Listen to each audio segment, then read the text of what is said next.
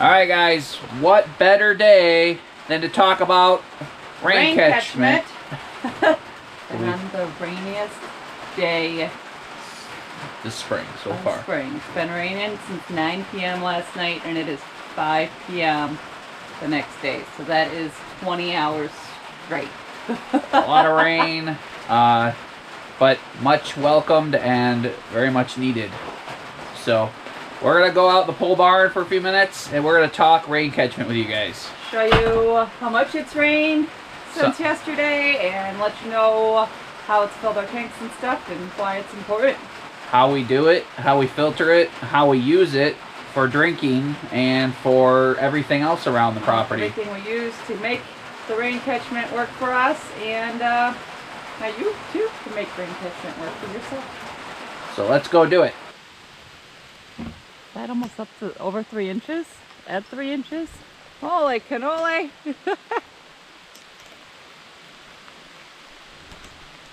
you guys see that? There's 3 inches of water. So I'm going to show you what 3 inches of water fills up, because we had 2 tanks completely empty, right? Two tanks completely empty and then 2 were full. So 2 of them are just overflowing right now. But the other 2 filled up already. So let's show you our tanks real quick. So for all our rain catchment, guys, we use 275 gallon IBC totes, food grade, used, and we picked them, all of these ones up from the same person. But you can find them on Facebook Marketplace. You just want to make sure that they are food grade, because sometimes they'll have chemicals and stuff on them, and then since you're drinking from them and watering your plants and stuff, you want to make sure that they are food grade. So that is 100%. Yep. Super safe, so it's safe. Don't get anything that's not food grade. Just because they were dirty and they were cleaned out doesn't mean that those chemicals did not leach into the plastic. So grade. Food grade IBC totes. A lot of times they hold syrup, like sugar syrup or glycerin for soda and stuff like that. A lot of mass-produced sugar-based products. Sometimes they'll hold soap. Soap. Which soap is, you know. I don't think soap is qualified as food grade though. We'll see. We'll have to double check that. So, but here's our first IBC tote, 275 gallons. This one picks up water from the gutters on this side, or the one single gutter on this side of the cabin. On the west side of the cabin. So that tank takes water from the gutter on our 16 by 24 cabin. So this side of the cabin drains down a gutter into a tank, and then this hose takes it over to that tank. Are we going to count our off-grid hot tub as a storage tank? No, it's got chemicals in it. So here is our first and original IBC tote storage water tank. This one we've had set up for what, 2 years now? We set this one up last spring, or 2 springs ago. It's been catching water off the cabin for a long time. Yep. Gutter collects it off here. We have a downspout, and it goes right to the hole in the top of the IBC tote. We've got a filter over that. It's a pool skimmer filter. We got just a sock. We got a 50 count of them on Amazon. It's super cheap. We'll put the link below in our description box, so if you want to set up something similar, you can use that. It collects all the large particles and leaves and seeds and stuff that falls in the gutter. Yep. All right, let's head over to the next one. In this area right here, we have the 275 gallon IBC tote for the cabin. This is where all our cabin water goes. But nothing from rain catchment goes directly into this tank. We'll talk about that when we get over to the pole barn, but there's another 275 gallons in there, right? And we use this for everything inside the cabin. Showering, cooking. Dishes, everything. Drinking water, dog water. Yep. All of it. Show you the other 2 real quick. And we are considering expanding, just because this is the first year we've had all 5 of these tanks set up, right? Yep. And or I guess it's 4 tanks. No, yeah. Yeah, we have 4 that are collecting water. Yep. So let's show you the third one. This tank's super full. This one was also empty. And it is now full, 275 gallons, guys. So just think about that. Like we said, we'll talk about all the math and such. We'll talk details inside. When we're inside, but I just wanted to show you. These covers are great. We got them off of Temu. Got what, like 5 of them? Got they were 5 of them. 13 bucks a piece, or yeah, they 11. were super inexpensive. They're kind of like a barbecue grill cover, but we didn't know how they would hold up, but they've been holding up pretty well. Yep, and you just, when you have these water tanks, you either want to paint them black or put a black cover on them, because that way it prevents algae and stuff from growing on your water. For You sure. don't want that. We don't want green water, right? Right, so this prevents it, so you definitely want to make sure you cover them. Or paint them black. Paint them black. So this tank, this 275 gallon tank, is taking all the water from 1/2 of our pole barn. Our pole barn is 20 by 40, and we have about, I think I worked it out, 800 square feet of roofing. So that's 400 square feet on this side. We're gonna have to double check the calculations, but this fills up when we get about an inch of rain, no problem. So we've had 3 inches, so it's like super overflowing, which is great. And if we had extra tanks, they'd be full now too.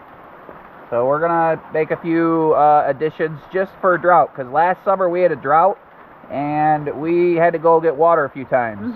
And it wasn't, you know, it's a lot of work to go collect water or go get water from the river. Right. Rather than just letting nature do its thing. Yep, so being more self-sufficient, we're gonna buy some more tanks. Yep. Let's show you the last one, then we'll go inside the barn and we will show you all the products that we use for collecting water. Yep. Alright guys, so this is our 4th and final IBC tote. So 4 tanks collecting water at any given time. That's what, 550 gallons per 2. So that's 1,100 gallons of water storage we have. Alright?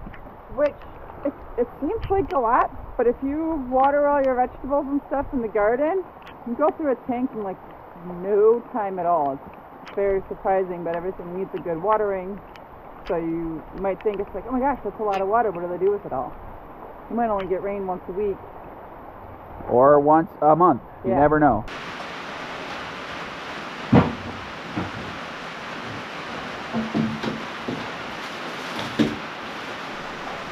Alright guys, hopefully you can hear us over the rain on the pole barn roof, but this is a nice dry place to kind of talk rainwater with you. Yes. Right here behind us we have 4 of the items that we just kind of showed you. We'll show them to you a little bit more in depth. Jen's going to make sure that there are links in the description box for all or most of these products so you can pick them up if you're going to collect water yourself. So what do you have over there? These are the pool filter socks that I showed you that we put on the top of the IBC tote in the hole.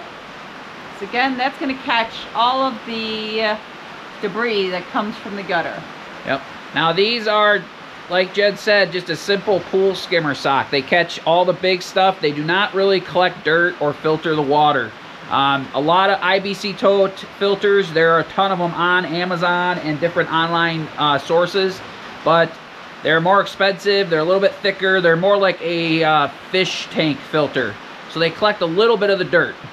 I don't have personal experience with those. A lot of people use those, but in my experience, these work just fine, and they're so cheap, they're pretty much disposable. You got, what, 200 of them for or a 50 pack? We got a 50 pack of them last summer, and we've only gone through, we replace them maybe once a month with all the tanks. So you got 50 pool skimmer filters or socks for what, like 22 bucks? I don't even remember, yeah. It was like 22 bucks. They were like 50 cents a piece or less. Yeah, they were really, really cheap. So they're, like I said, disposable. Now we have a friend that has used these as well, I think, and they wash them and said that they do okay, but like I said, they're very inexpensive. Yeah. So another thing that we showed you was the black covers for the IBC tote. Jen picked these up on what, Temu? Temu. Yep. We don't have a link for that we can show you, but you can just search those on Temu. They sell them on Amazon as well. I'll put a link for them on Amazon. They were like, what, $27 a piece on Amazon? Yeah. So we got them from Temu, I think you said, for like 11 bucks. So there was quite a savings, and it was worth the hassle for us. So if you're not a Temu fan, I will put an Amazon link below, because I know some people don't like Temu, and that is A-okay. So those are, like I said, just basically like the inexpensive covers that you put on a barbecue grill, or you get free with a barbecue grill when you buy one. I was afraid they wouldn't hold up good, but they've been on there since last summer, all through the winter. That's what I was just going to add. They were on all winter, and we had a lot of snow this year, and then it warmed up and froze, so it was like ice on top of them. A lot of wind. Yep, and they did not rip. They have held up really well, so we personally are very happy with our purchase. So we could recommend these. If you want to paint them black yourself, that's perfectly A-okay as well. Yeah, some people spray paint them black or whatever, but just with the cage on them and stuff, it was far easier just to put the cover over them. Yep. Tell them about those. This is another pool product. It's end of the hose. Goes on the end of the hose. It's a 1 micron filter. This is good for tens of thousands of gallons of water. The only thing we use this for is when we transfer water from our other tanks to our cabin tank.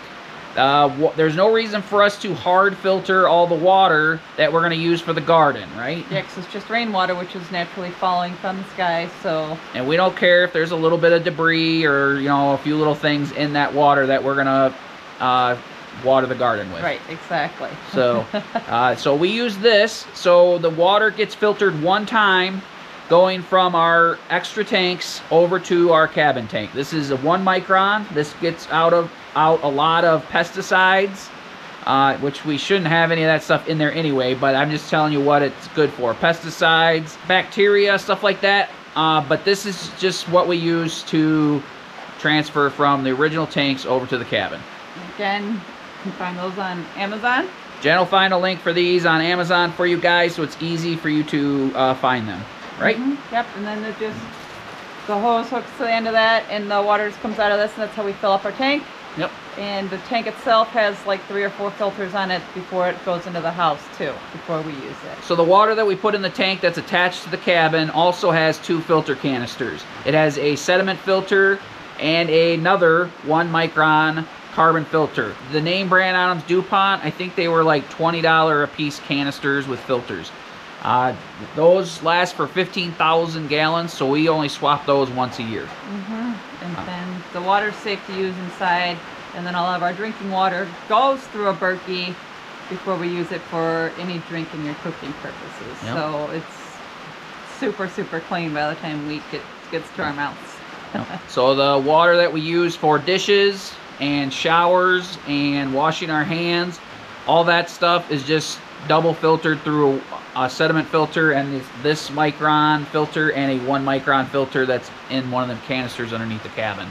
So you guys, if you want to see more in depth how that system's set up, we have a lot of videos showing how we hooked up the cabin water. Yep, and we'll make sure to link them. They'll be up with some info cards up here in the corner. So a lot of the IBC totes come with like an on-off valve, but they don't have anything to adapt it down to a hose bib.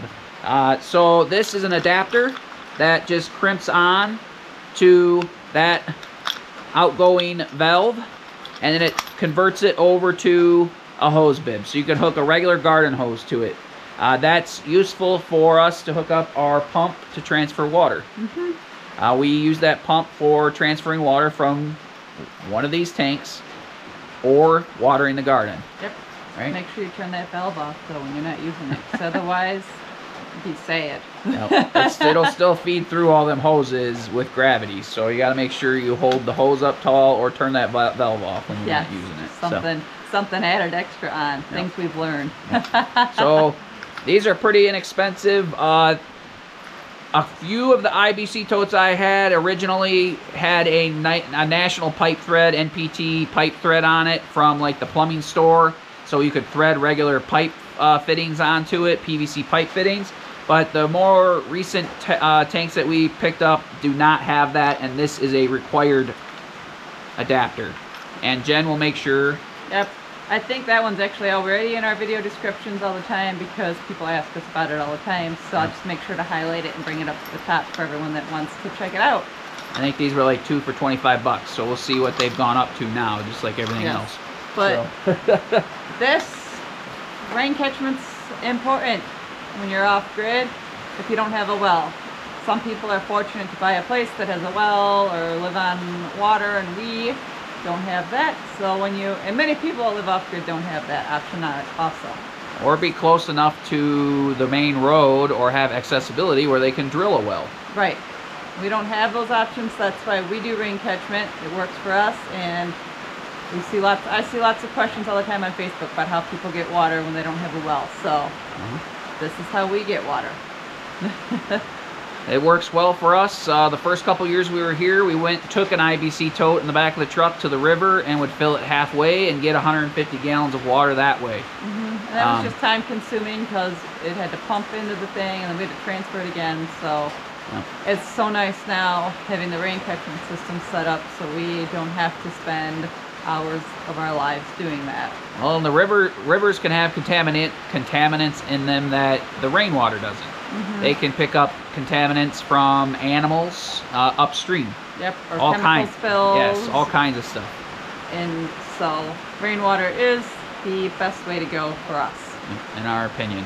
So you guys might say it's kind of odd to have so many tanks in different places. Well, it just worked out better to have it set up that way, to not have to plumb things all over the cabin from one side to the other or from one side of the pole barn to the other, right? Yeah, and that way we wouldn't have gutters crisscrossing all over the place. It was much easier just to have a gutter on each side of the pole barn and one on each side of the cabin. Yep. And you might say, well, 275 gallons for your cabin, that's not a ton of water. You could use that up every day. That is completely untrue in our situation. Right, it's just the two of us. Yep. And we have a low flow shower head. And just in general, the numbers that you hear online are not very accurate for the average amount of water used per person per day. One, we have an outhouse, so we don't have a toilet to flush, right? Two, we're just pretty... It's just the two of us. We have minimal dishes. We keep things to a minimum, but we don't like stinge out or... Right. I still take my nice long hot shower every night after work, and I don't suffer. I have a nice hot shower that I take. We don't cut back unnecessarily. The 275 gallons probably lasts us about 10 to 14 days before we have to refill it. So going out to the IBC tote and transferring water from one to the other once every 10 to 14 days is not a big deal for us. Yep, and when we notice it getting like half low, and if we know there's rain in the forecast, we usually transfer it ahead of time before it gets too low, just so we can take advantage of the situation. Capitalize on every drop of rain, right? That way everything's always full, because that's very important. And we're pretty happy and impressed with our system. I know there's a lot of you guys out there that have different systems and you have suggestions, so make sure you put them in the comment section below, along with your questions, right? Tell us what you do. Ask us why we do something if we're not covering it, or you want a better explanation. Yep. And, you know, tell us what you think we could do better. Yeah, I do. We are going to. I've been telling him for like a month, and he finally succumbed to the idea just the other day that we need a couple more, just because when it does rain like this all day, we got a lot of water going to waste. We're losing out on thousands of gallons of water, so having a couple extra would be very beneficial, because it might not rain for 3 weeks after today. Yep. And all this water will be gone in 3 weeks. And the more we have established here at the cabin with gardening, that's our real water consumer. It consumes a lot of water watering all of our gardens. And we got 50 blueberry plants, we've got flowers, we've got a couple dozen fruit trees mixed around the property. Now we have elderberry plants, we have regular vegetable garden we're planted now. So more tanks are necessary just for prevention of drought. And one other thing with the IBC totes, food grade, but you can pick the food grade IBC totes up on your local marketplace for anywhere from $75 to $150. Yep, sometimes they're a little more when people clean them out. Yeah, they're at $75 if they still have like food debris in them, or syrup, or sugar, or glycerin. But if they're cleaned out good, sometimes they charge an extra $50 to $75 for them. Yeah, so it's up to you to decide which way you want to do it. So for around $500 to $600, we have over 1,000 gallons of water stored. And that's pretty good for us. We could bury a giant 1,000-gallon tank, but in my opinion, I like having the water spread around the property. It's easier to not have to run permanent plumbing to one giant tank. We're gonna have to transfer water anyway from here over to a tank by the cabin. Yep. So we just like having multiple little tanks, and they're isolated.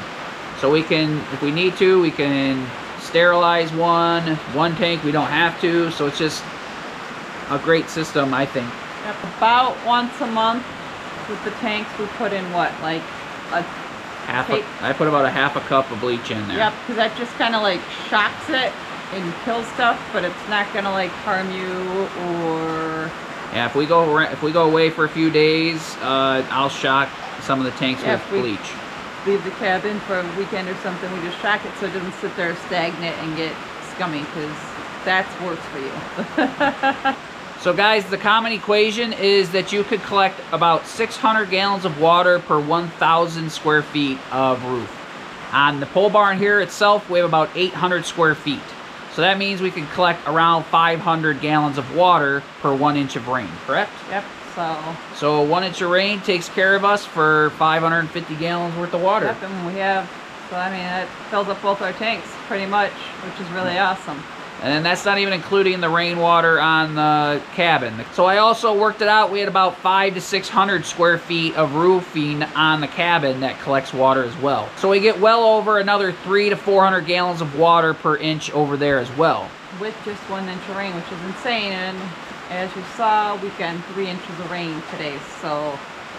Which is not always the case, but we do get rain here in northern Michigan about at least once a week on a typical schedule. Right, especially in the springtime. Summer comes a little bit more difficulties. Yep. So guys, we'll have a list of all the products and links in the description box below. Yep, and we'll show you, we'll have some links to videos too, from other videos where we set up stuff, like more in depth how we were setting everything up. This is kind of just like a general go-over of everything. Yeah, a general go-over of everything. Yeah, check out all the links below, and please, if you have questions or comments or concerns or anything, or you think you can do it better, let us know. We are always willing to learn and be better at things. We like to share any experiences we've had. I've made a few solar videos, and a lot of people ask questions on those, and we help each other out. So we'd love to do the same thing here for you guys. Yep. And, you know, do we need a well off-grid? I mean, it would be nice, because then when it was, you go 10 days without water in the summer when it's 80 degrees every day.